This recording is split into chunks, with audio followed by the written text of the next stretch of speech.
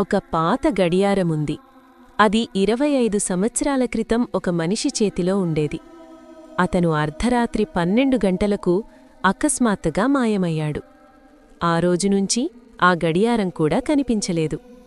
ఒకరోజు ఒక యువకుడు పాత వస్తువుల దుకాణంలో అదే గడియారాన్ని కొనుగోలు చేశాడు.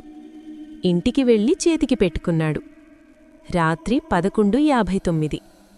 గడియారం సడన్గా టిక్ టిక్ శబ్దం పెద్దగా వినిపించసాగింది. 12 అయ్యేసరికి గడియారం సూదులు ఆగిపోయాయి. ఇంట్లో లైట్లు ఆఫ్ అయ్యాయి.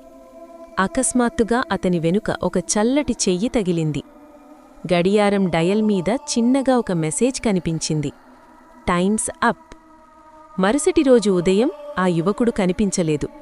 కాని ఆ గడియారం మళ్లీ అదే దుకాణంలో అమ్మకానికి పెట్టబడి ఉంది. ఇప్పటికీ ప్రతి అర్ధరాత్రి ఆ గడియారం 12 గంటల దగ్గర ఆగిపోతుంది.